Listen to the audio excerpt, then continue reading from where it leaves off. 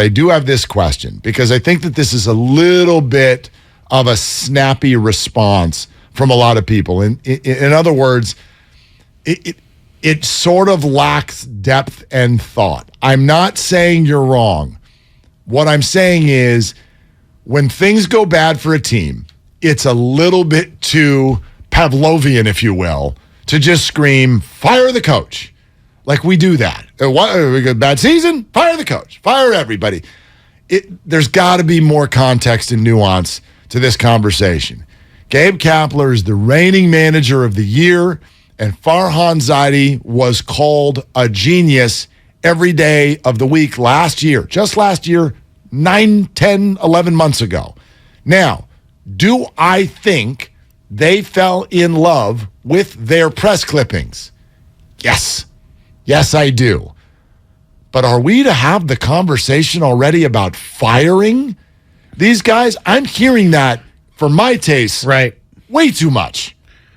Okay. So I think most people would blame Farhan for this year over Gabe, and I think that's fair because I think Gabe, even though I don't think Gabe's done a good job, I think Farhan impacted this thing more, and I think Farhan did a far worse job. Farhan didn't just, have a bad offseason. He set an expectation coming out of spring training that they were going to make big moves that they never made, and then doubled down at the trade deadline with, we have the wherewithal to acquire superstar caliber player at any position, and then acquired J.D. Davis and 3 minor league arms from the Mets. So, by the way, you see what some of those minor league arms are doing? Good things. Good things. Yeah. And I like the guy that I saw, Zappucki or whatever. Zappucki actually big left-handed breaking ball. I like that breaking ball.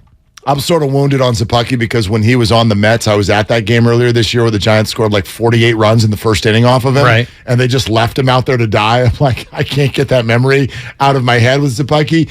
I know no one wants to hear this right now, but prediction, the Darren Ruff trade, 2 years from now, maybe even 1 year from now, you're going to be like, holy hell. That was a great trade. What a trade. Yeah. Prediction, but anyway, proceed. So Farhan, I think, is more to blame because I think he did never really verbalize publicly any real vision for this team, and I don't really feel like he had a vision for this team, and I don't think he had a real plan for this team, and then he did the worst thing you could ever do as a GM, and that's the opposite of under-promise and over-deliver. Yep. He over-promised and under-delivered. That's all agreed. So Farhan I want to blame, but I think he should stay.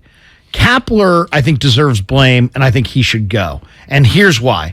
Because I think Kapler, when you're a manager, your message has to be measured as how is it resonating with the troops? How's it resonating in the clubhouse? How does are they listening to you, or are they sounding you out? And I think that he's gotten to a point where he's being sounded out. And I don't think I really believe that. I don't have sources. Nobody's saying, "Oh my God, we don't listen to him." But I know enough about the Giants of being one of their biggest fans for years and years, and watching as much as I watch and talking to the people I talk to. I think the culture he's established there is wrong.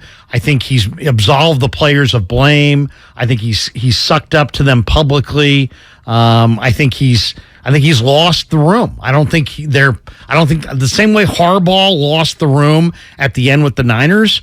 I think Gabe has lost the room with the Giants, and I don't think you get that back. So I would get rid of Gabe, but I would keep Farhan. And I know that's, maybe not the answer you want to hear, but that's how I see it. I don't want to hear any answer. I want to hear your authentic answer, and that's it. I don't agree, and by the way, I don't think that will happen. I don't think you do either.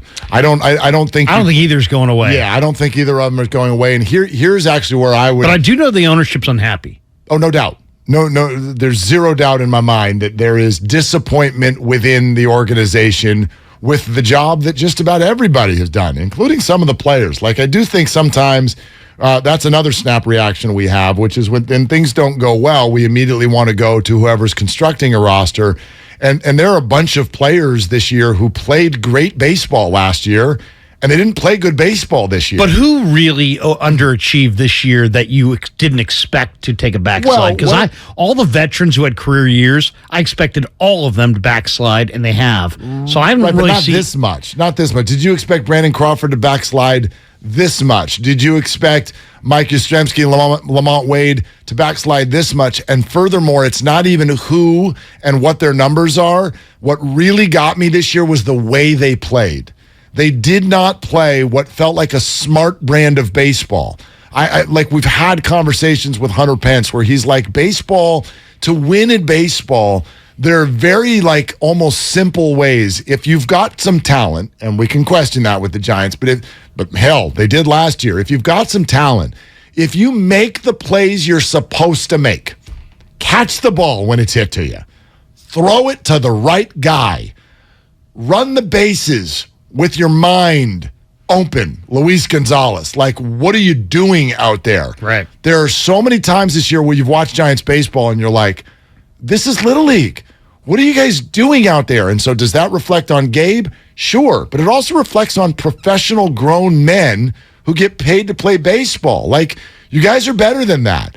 And so that's why. But he's the leader, an optional BP, and no doubt, and not working. I was told by a couple people who know the team intimately that they haven't worked nearly as hard pregame as they worked a year ago. Oh, I mean, again, I'm up for reevaluate everything you're doing because it did not work. But here's my thing about Gabe Kapler. That maybe is a little bit less just A or B, yes or no. I think Bruce Bochy is going to be the last Giants manager that you all ever love. Because I don't think the job matters all that much anymore. That's what I think. So Gabe Kapler can be the manager of the year, and he can get some credit, and he deserves that. And then he can manage like he did this year, and he can get some blame, and he deserves that.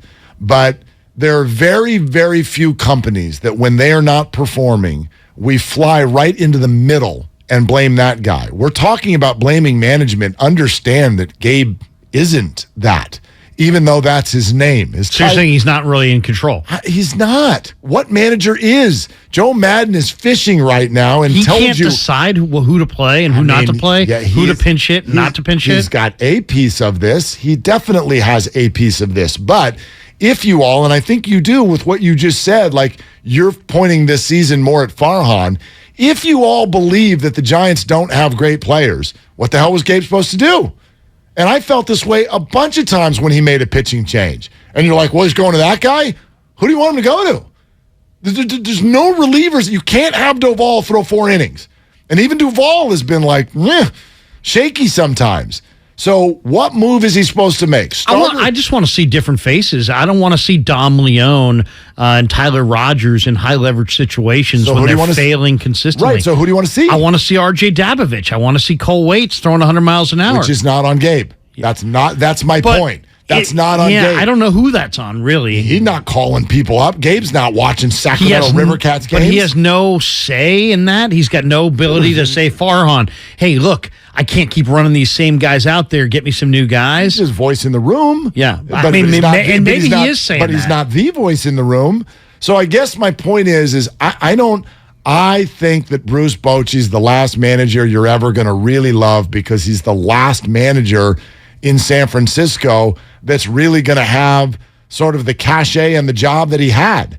Now, even he came on this show a few months ago and said, I kind of bristle at this idea. I get a bristle at this idea that I didn't use analytics. I used them all the time. So it's not like this idea of Bruce Bochy's gut was running the team at the level that we give him credit for.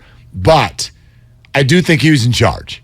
He had been here for a long time. He had rings. He had the clubhouse. He had Buster. They played the same position. There was just a cohesiveness there, and he had his relievers, and they had their role, and he knew exactly what was going on, and he was great at pushing buttons.